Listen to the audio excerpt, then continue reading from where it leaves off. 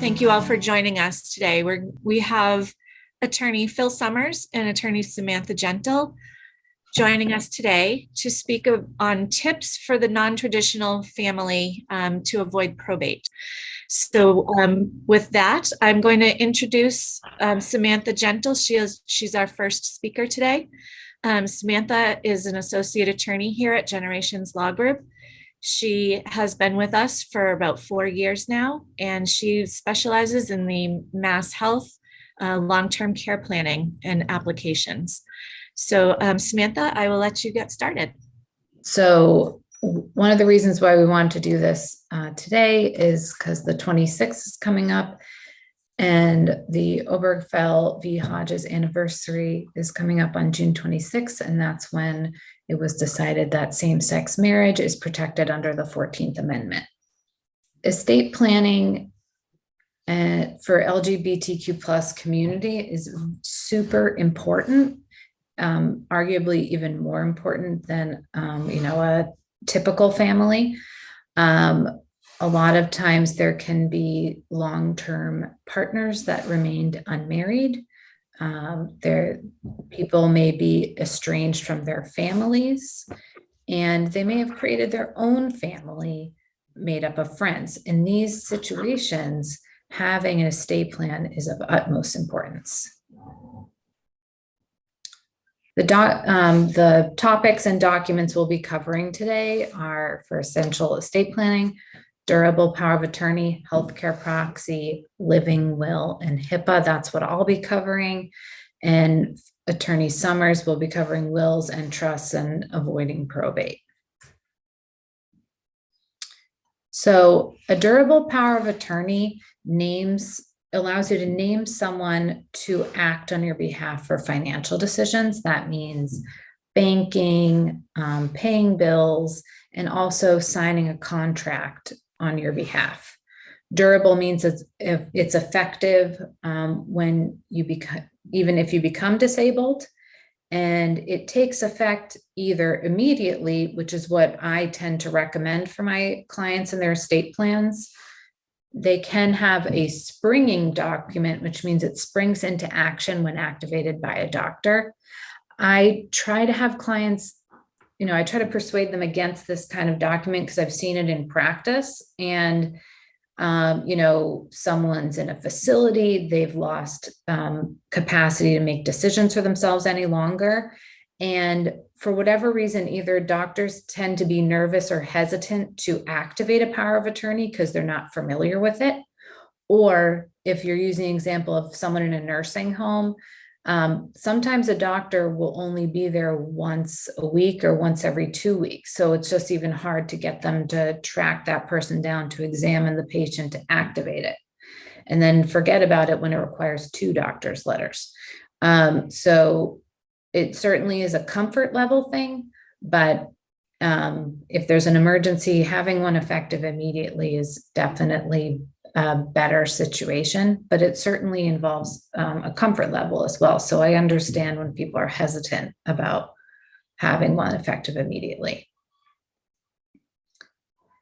The next document is the healthcare proxy. Healthcare proxy names someone to make healthcare decisions for you if you can no longer make them for yourself. Unlike the power of attorney, the healthcare proxy must be activated by a doctor. And the order in which you name individuals is a little bit more fluid than in the power of attorney. So if you name your spouse as your primary agent, and then your sister as a secondary, and then a friend as a third, if your spouse doesn't pick up the phone when they call, they will go to the next person. And if they don't pick up, they'll go down to the next person. But once your primary healthcare agent is available, then they will be the primary decision maker. Important things to note. So getting a healthcare proxy from an elder law attorney is a very good idea because we have a lot of extra protections in our document compared to the free state form. So the biggest difference is allowing the healthcare agent to approve the use of antipsychotic medications and psychiatric treatment. The reason why that's important, I'm going to go into it shortly as well. the whole point of having these documents in place is to avoid going to court. And if your document's missing the authority for antipsychotics and you need antipsychotics, your healthcare agent may still need to go to court to be able to help you. These documents can be revoked at any time, even orally. And also the other big thing to note is if you've done your estate plan with an elder law attorney and then you're at the hospital, forget to bring the healthcare proxy with you. If you sign the free state form there, it will revoke the one you paid for. Anytime you sign a new document, it revokes the previous one. And a lot of people, it's a pretty common mistake people make. So we like to make sure everyone's aware of that. So what happens if there's no power of attorney or healthcare proxy? That means that a loved one may have to go to court, the probate and family court in your county, to get someone to appoint someone to make decisions for you. If there's no power of attorney in place, then a conservatorship is needed. And if there's no healthcare proxy in place, then a guardianship is needed. And right on the court forms, it says, basically next of kin, which are going to be blood relatives. And if you're in a situation where you have made your family of friends, you have a long-term partner that you're not married to, they're not necessarily going to get priority appointment in the court.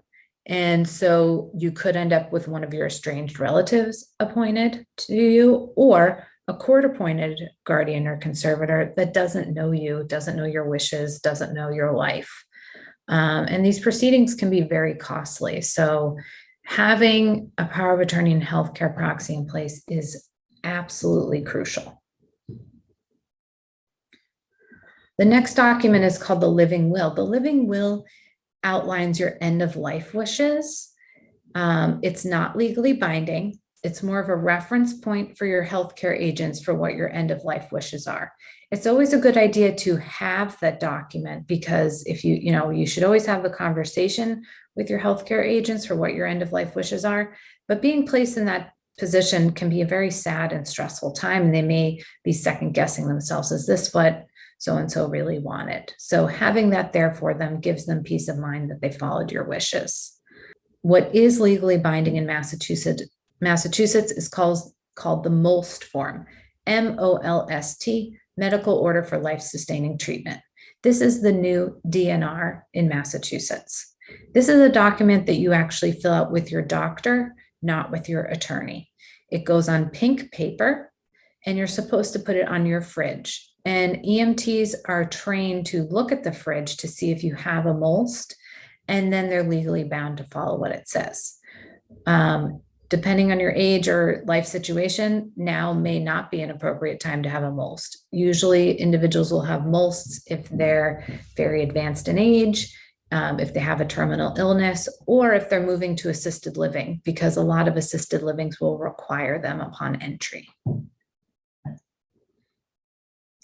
The next document is the HIPAA authorization and release.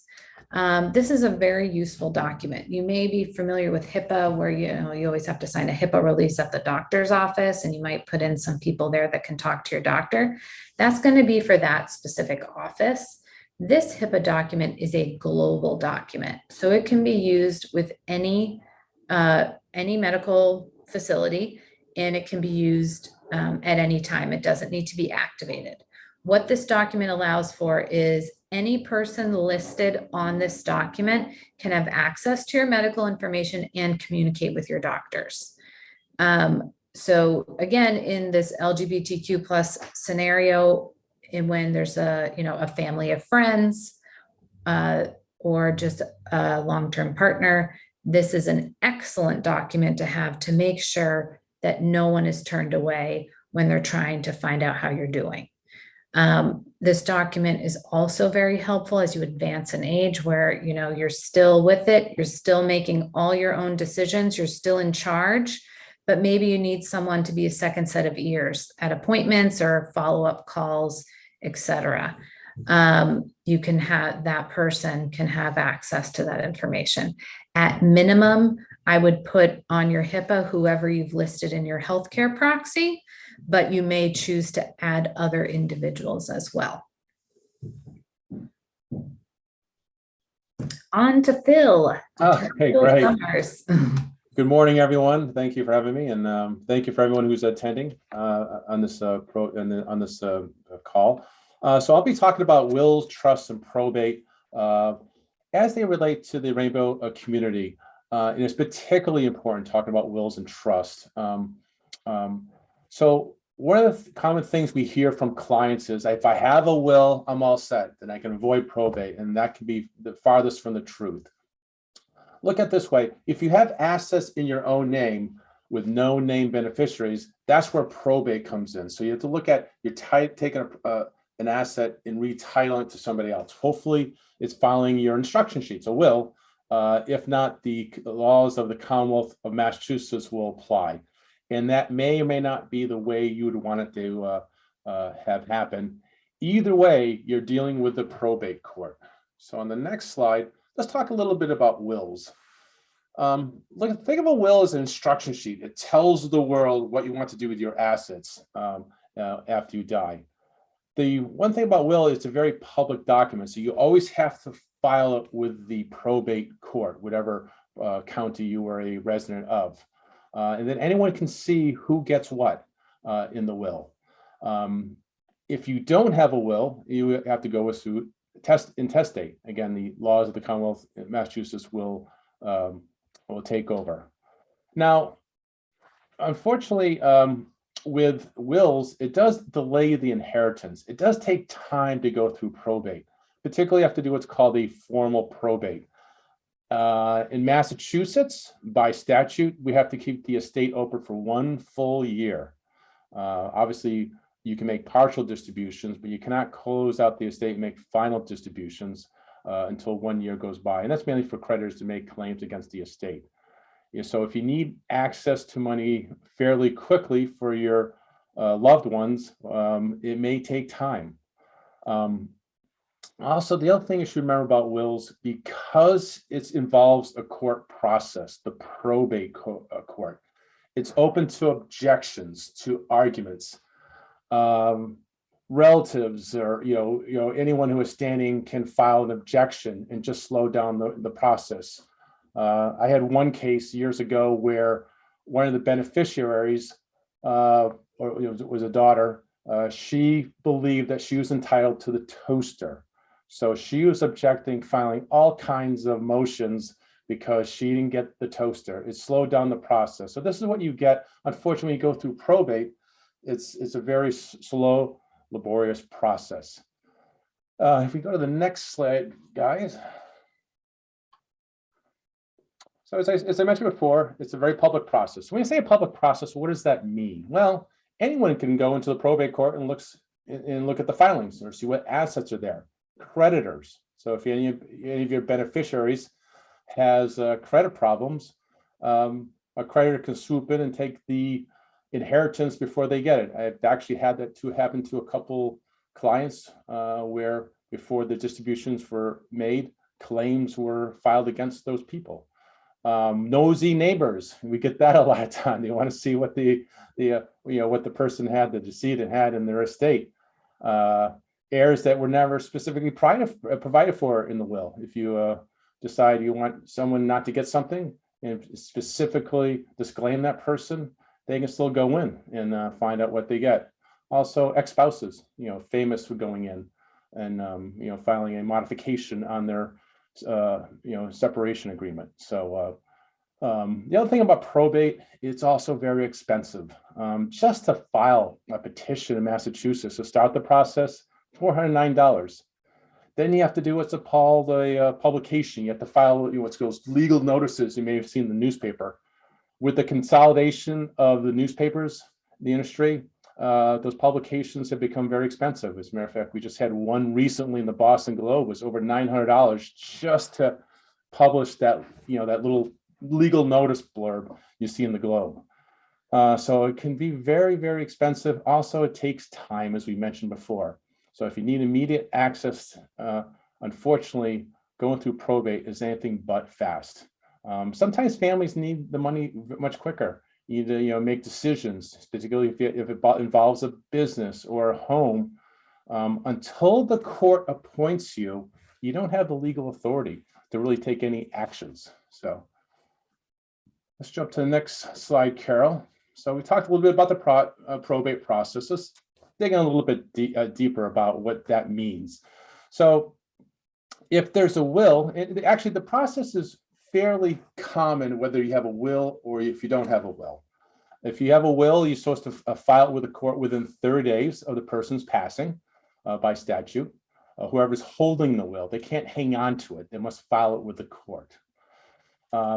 If there is no will, it's an intestate process. Again, that's where the laws of the Commonwealth of Massachusetts can take over in terms of who gets what. And at the end of the day, it's who gets what. You still have to file the same petitions and all the same documents. One thing you should remember, and particularly important to the rainbow community, is that don't assume your spouse gets everything. We had a case of a client several years ago. The spouse passed away, but he had a child from a previous relationship.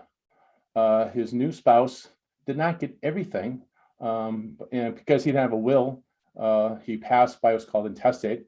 So the surviving spouse, by statute, gets the first 100,000 of the estate, then half of the rest. So the other half went to persons that the decedent would not have wanted to go to. So this is why it's important to have a will, and we'll talk about trust in a second. But if you don't take that affirmative step of this is who I want, these are the people who are important to me, or charities, the court's going to make a decision, and you may not be happy with it. Some of the other things that a will do will also name a guardian for your children. So these are important things to keep in mind. Also, one last thing about a will: it only takes effect upon your passing. It's one of those documents that you kind of it does sit, but it doesn't really take effect until you pass, quite frankly. Just to have a PR name takes roughly a personal representative. In Massachusetts, it's called the personal representative. It takes 3 to 4 months. So until you're named a personal representative, it used to be called the executor or executrix. So fortunately, we've adopted kind of the national standard called personal representative. 3 to 4 months figure on average. So I gave you a little head fake there, Carol. So let's go to the next slide. Ways to avoid probate. Now, still, you should always still have a will, because things always get maybe caught up in your state in terms of assets, personal property that you want distributed according to your wishes. But you can still avoid probate by doing a couple things. First of all, put beneficiaries on your account. Name specific people.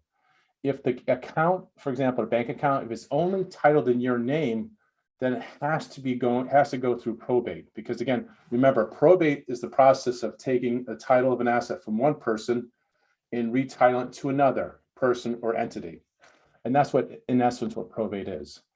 A couple other things you can do. You can do a transfer on death, or some banks call it a payable on death. So this is, you still control the asset during your lifetime, but upon your passing, it's transferred to whoever you deem appropriate for that asset. Joint ownership. Now, there are downfalls to joint ownership. So let's take an example of a bank account.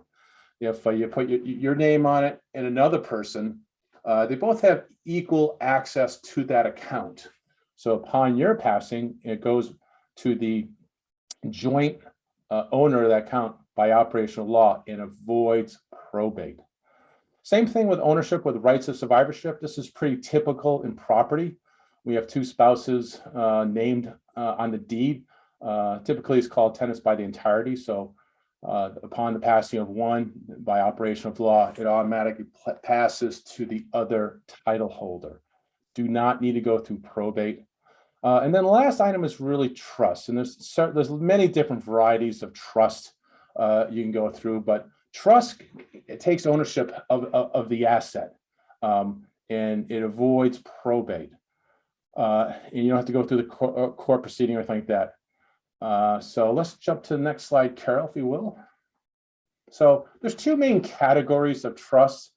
There's revocable and irrevocable trust. So, and it's also, it's a great way to avoid probate.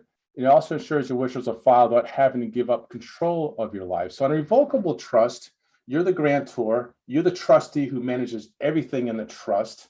You can also change it, modify who gets what, who changes the beneficiaries over over your lifetime. And this is good because it keeps you in control. As circumstances changes in your life, you can change your trust, but the asset goes into the trust. Now, it's a great way to avoid probate. It could be a tax tool because you can catch up to the $1 million exemption for one of the spouses and take that out of the estate. You can also put some other assets in it. You can put your property, bank accounts. These are typical things you would put in a revocable trust. The downside of a revocable trust, it does not protect the property, whatever you put in it, from mass health. Mass health can still lien it because you still have control, you still have access. So therefore, mass health would consider that you still control it. So they would still be subject to a lien. Revocable trust still runs under your Social Security number. It doesn't have a separate tax ID, unlike an irrevocable. But it's a great way to ensure where the assets go that you intended, and they go immediately, right upon your passing. And it's a very private document. Again, you're not going through the very public probate courts. So let's talk about irrevocable trust. Now, that's another great way to avoid probate. Think of it as a steel box. That's the analogy I'll use. You put the asset in the steel box, real estate, bank accounts in the steel box. So the beautiful thing about it protects it against creditors because creditors can't get into it, but also protects it from you. You can't get into it. You can't change it. So, hence the term irrevocable.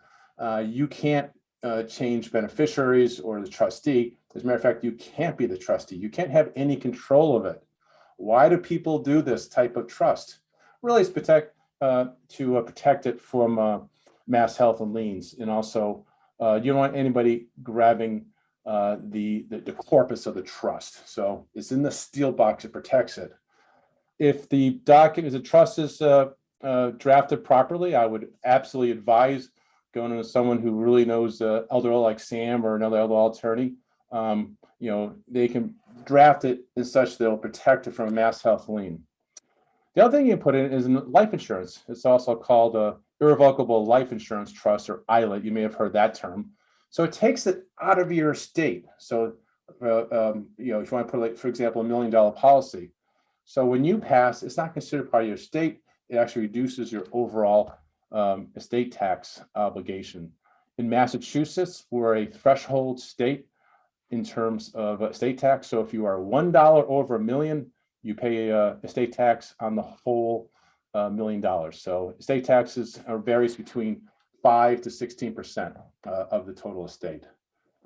Okay, as I mentioned before, it does run over a separate tax ID. You can always think of it, it's a separate, in the eyes of law, it's considered like a separate person. That's why it has to run over under its own separate tax ID. And let's go to the last one, the last slide I have. And this is a shameless plug for our ebook. We do have a book that's what to do after the death of a family member, and certainly Carol will put it in the when she sends us out, she'll put a link to it as well. But we have put together a guide of things that you should be doing, at different points, immediately following your loved one's passing. My first advice is grieve. Always get through the grieving period, because that's the most important thing. And then within a week or two, a couple of weeks, you want to locate the last will and test to make sure that's filed with the court, if there is one, and or trust. Also, you want to collect all the account information, cancel any things with just in that person's name. Recent trend is really digital assets, accounts, passwords, things of that nature. So part of the estate planning process, we work with clients about that to think about how you want to handle those things. But I would also finally advise, work with an experienced probate attorney. The courts have had a real challenge during this COVID period. What used to take a couple months to get through probate is usually taking double, sometimes triple that amount, just to get authority for the person to, for example, get access to bank accounts. There have been horror stories where non-family members have been raiding the estate, and because the person has not been named as the personal representative of the estate, they were powerless to do anything. It took months. I have one case where the person owned a bar in Boston, and when he passed away intestate, no will, but the employees were stealing the place blind.